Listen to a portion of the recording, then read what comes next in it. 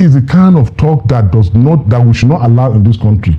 For you to see a header as a bandit, or as you see a header as a bandit, or you see him as a irrespective of whether he call a fool, just say Fulani. Meanwhile, we have bandits within other tribes, we have terrorists within other tribes in Nigeria, but just outlandishing one tribe and just giving them a very negative connotation, profiling. It's not correct. So we must have a way to reach out to the people. In fact, this is the work of NOA, but I don't think they are doing what they are supposed to do. In terms of societal orientation. But beyond societal orientation. And then, like I said, our educational system must look back and see how we were processing this country before. Earlier before now, we have what is called civic education. As a Christian, you have Christian religious knowledge. As a Muslim, you have Islamic religious knowledge. And they tender you, they coach you right from the primary school, to the extent that in those days, a Muslim and a Christian celebrate Christmas and Salah together. We don't know all these differences. I was born and brought up in Kaduna, and I know very well that during Christmas, we enter the church. As a Muslim boy, we go to the church. When they are doing their bazaar, we are there. When we are doing anything in the mosque, all of us, we are together. So I think politics has done more damage to this country than good, because it is democracy that brought all this nonsense we are seeing, trying to divide and rule. Telling this person that is a Christian, telling this person that is a Muslim. And as Mazadu said, it's like Hausa. So as now a Plateau man is no longer seeing himself as a northerner. He sees himself as the other part of the north as a Muslim. They don't deserve to live. What if the other part of the north starts seeing them that do? It means nobody can go travel anywhere again in this country. Because we are intertwined. And we are intertwined. Let me tell you, my first wife is from Kaduna State, but a Christian. And I'm a Muslim. I got married to her. There was nothing like Christianity or Islam in focus. I mean, you didn't push her. There was nothing like that. Our parents were in harmony with what we did, and I have never in my life, until she died, I have never for one day preached her to come to Islam. She died as a Christian. In my house, I would urge her to go to the church on Sunday. So where do we get all this bad teaching from? We have a lot of intermarriages. We are some of our families. So you see, same father, same mother, a Christian and a Muslim with the same womb. So what happened? And we are so intertwined that even you see like my mother is from Auchi, my father is from Zaria. So if Auchi in Edo State. In Edo State, I'm Zaria from Kaduna State. So if you say that they should divide this country today, how are you going to divide me? Are you going to take a part of me to Zaria and a part of me to Auchi? We are so many like that in this country that we are intertwined. I'm married. I have 3 wives. I have a Kogi wife. I have a Yobe wife. I have a Kaduna wife. So all of them with children. And all of them. So how do you divide their children?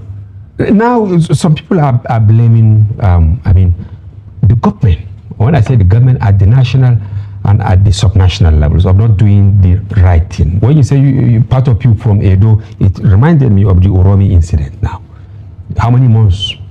The whole world, as if the whole world will collapse when those people from Kano were intercepted, who was punished and killed. So that is what I'm asking now. Who was punished? Yes, so why is government behaving like this? Like today we have statement from Tinubu. Yesterday we had another from Kaduna State Governor. Earlier today we had it from Plateau State Governor condemning all this. But then all of these lamentations will be overtaken by events maybe by tomorrow Monday. This is the situation. I think we better start taking national issue very, very seriously. Our togetherness is unbargainable. It is God that brought us together, and it's not negotiable. That is why we say our unity cannot be negotiated, and then we must stand by it. We cannot separate ourselves because God has united. In the Christendom, they said that who God had united, there's no man should be asunder. So we should all put our arms down and start looking at ourselves as humans, and then see that we have something in common. We have the same kind of eyes, the same kind of nose and mouth.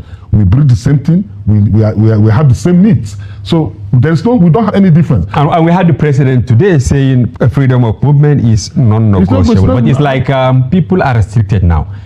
Now, will you invite me to go to Plateau? I will go to Plateau. I won't go now. Because obviously you see me, you see a Muslim.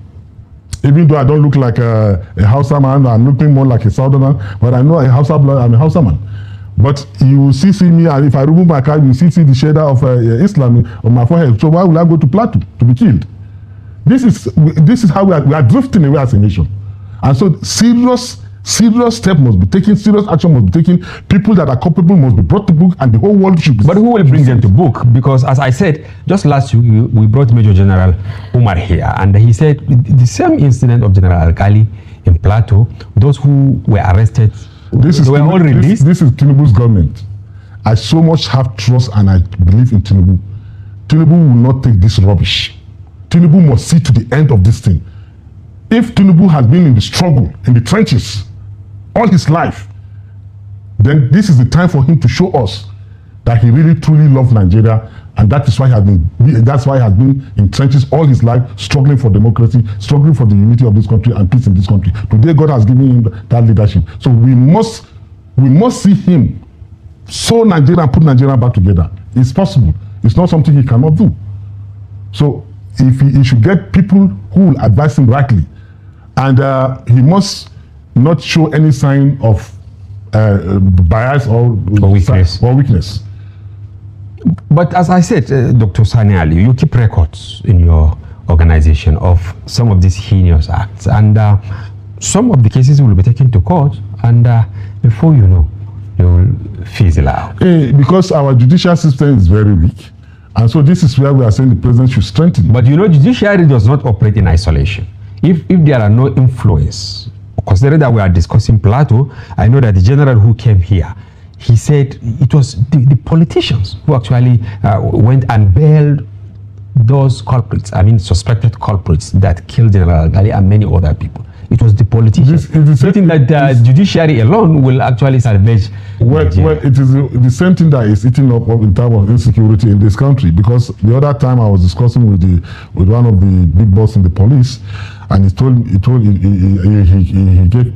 about his lamentation. He lamented that the most frustrating aspect of their work is that they will struggle hard and apprehend a terrorist or a bandit and take him to the court. The following day, they will see the bandit calling them on phone and telling them we are already out. So who is bailing those ones? Even if the politicians, if there is a law today that anybody who comes to bail a criminal is culpable to be charged as an accomplice to that crime, then people will restrict themselves from going there. So I think we should tell the National Assembly to come up with a law that some certain degree of crime in Nigeria.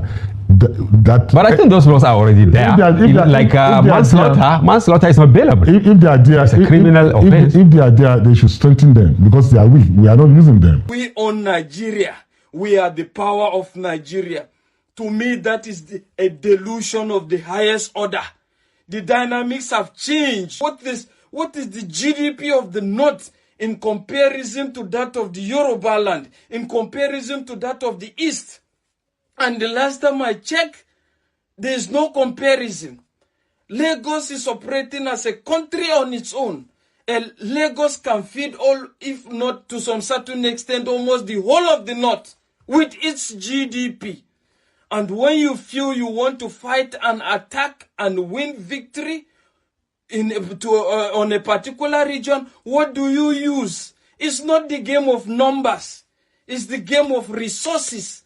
And it's evidently clear now that they have their resources more than you. So why are you still living with that delusion that you control Nigeria and you control the power? It's not. It's only when it comes to shady politicking, fanatic religious ideologies, that is where numbers count. But when it comes to progress and development, numbers don't count. Numbers doesn't count. It's evident. Don't pursue numbers.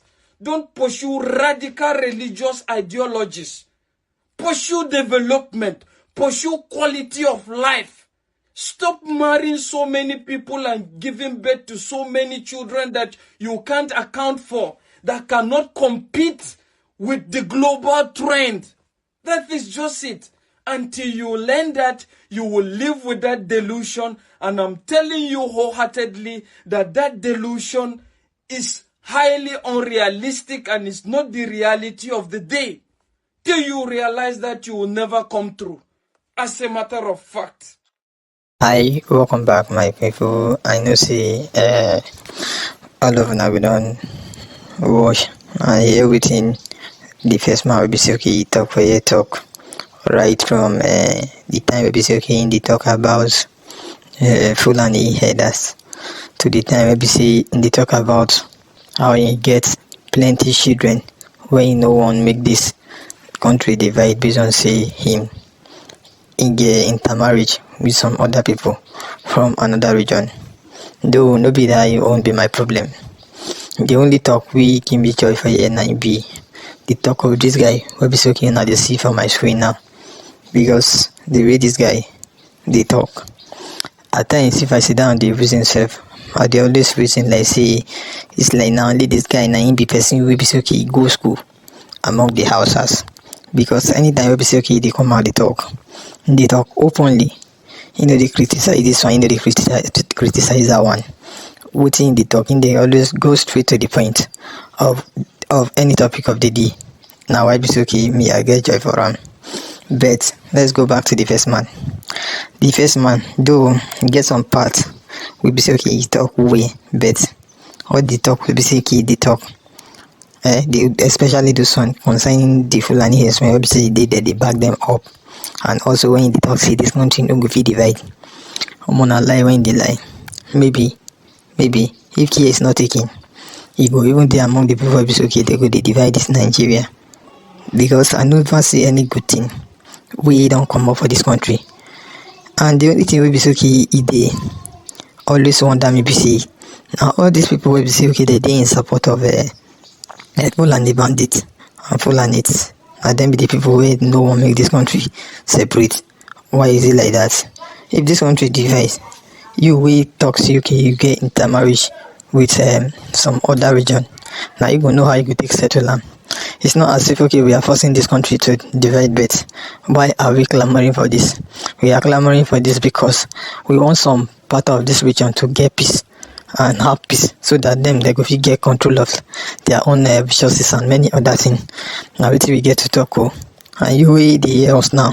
If you get anything we be okay you want to talk concerning this, make you drop your own thought for inside comment section.